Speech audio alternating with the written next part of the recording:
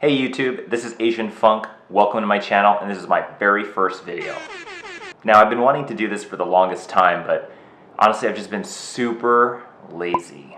But I recently started an Instagram channel, Aznfunk Comics, and I put out a survey asking what people would want to see next. An Instagram live video or a YouTube video. And 55% of you guys said YouTube video. And I got some really good suggestions. So I'm going to go through those right now since I didn't really have an idea of what I should do for my first video. So this question's from Choco Comics. Getting into the community and making sensible comic purchases. So I only recently got into the comic book community in the last couple of years, like full time.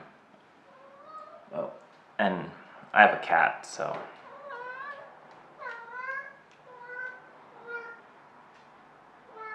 Yeah? Can I finish filming this video? Okay, come here. Come here. I've always been into Marvel and superheroes and all of that stuff, but I never really was into comic books. I was more into collecting cards. I have like binders full of trading cards from like the 90s. His name's Biscuit, by the way. Are we done, or do you want to hang out? You want to hang out here? You want to hang out here?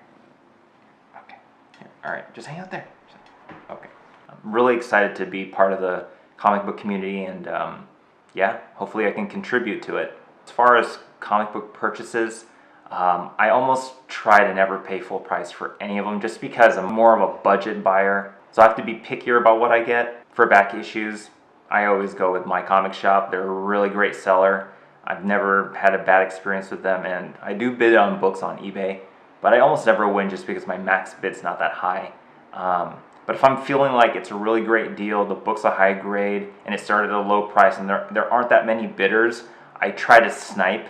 I hate it when I get sniped, but doing it is such a great feeling. I'm not that into buying books at conventions. I'm more likely to buy books at my local comic shop just because I want to support them, and they are more likely to have sales. I'm more likely to buy a lower grade. As long as the colors are good, I can forgive a tear here, a spine tick there, even a corner missing. I can forgive those things as long as the book presents really well. So this question comes from Black Johnny Carson. Detective Comics 1000 variant cover discussion. So for those of you who don't know, Detective Comics is hitting their 1000th issue. But DC is celebrating by creating a bunch of variants, and I mean a bunch. There's a lot. I don't even know how many there are, to be honest. I had to look it up, and they keep announcing new variants like every week. The issue doesn't even come out until end of March, I think. With so many variants coming out, I'm just going to go ahead and pick the ones I'm most excited about. So here we go. So the first one is the Stanley Art Germ Lau variant. Now I'm very excited for this cover because you don't normally see Art Germ's pencil work without his painterly style. And I have a couple of his covers, and after a while you notice that, especially with his female characters, in the faces, they start to look the same. So I'm very happy that this cover is a little different, and it just shows his pencil work.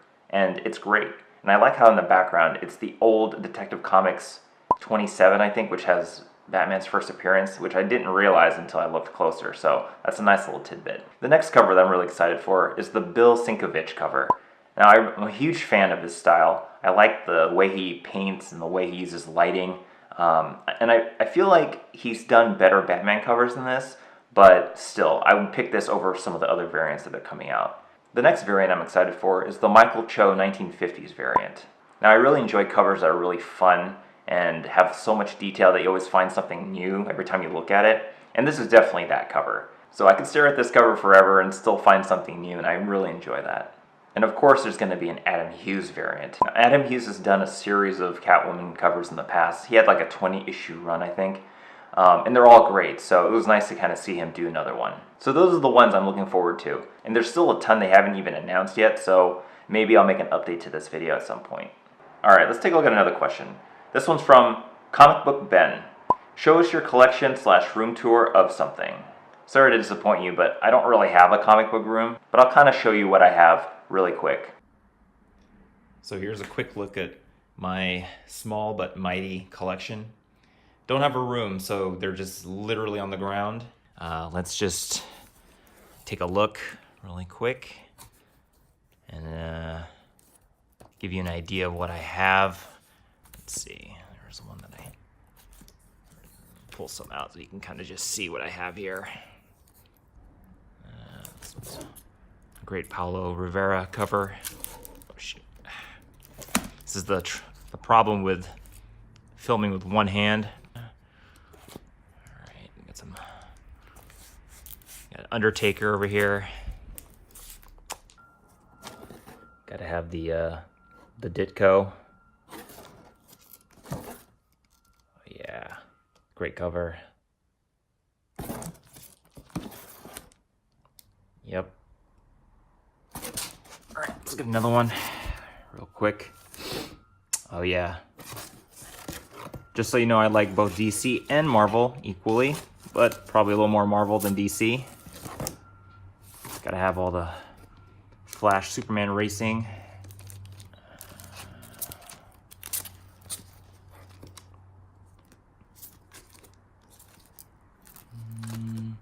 Oh, this one's a good one. More Paulo Rivera. Love his stuff. Let's see what else. Let's go through this a little faster. Oh yeah. Ooh, can you smell it? Let's see. Incredibles. Oh yeah, really cool Mysterio cover right there. And if there's ever a book that you guys want me to talk about more or show, or I'm more than happy to do that. Just kind of giving you an idea of what I have. Third box, real quick. What do we have here? And most of you guys will be able to tell really quick what it is that I have. Oh, yep. Mexican reprint. Okay.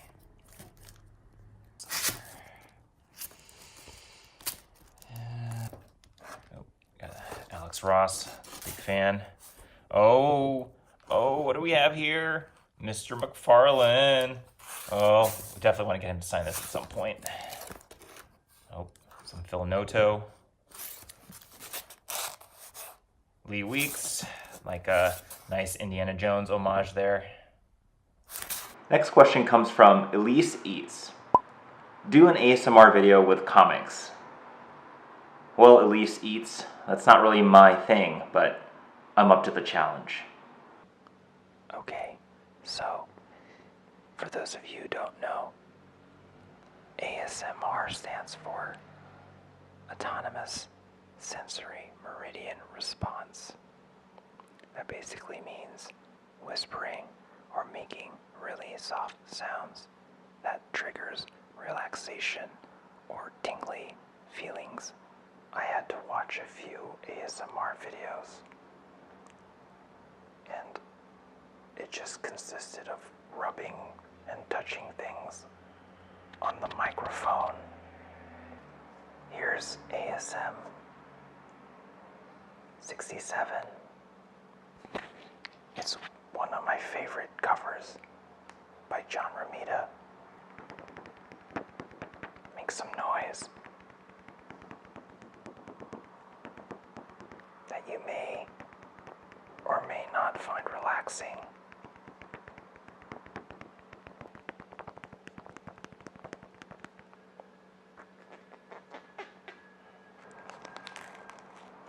Fantastic Four number 13. First appearance of the Watcher. It's only a 1.5 grade, but who cares?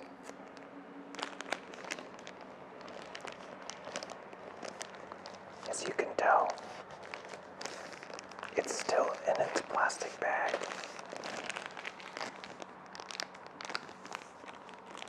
I don't know if that's relaxing or not. Let's take it out.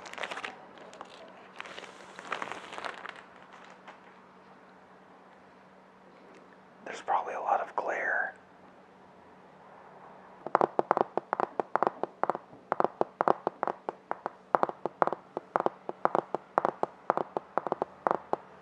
House of M.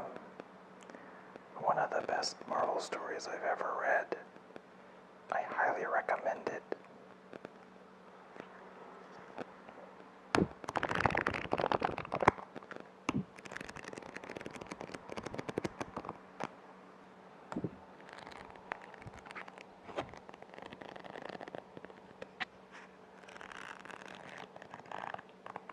Are you relaxed?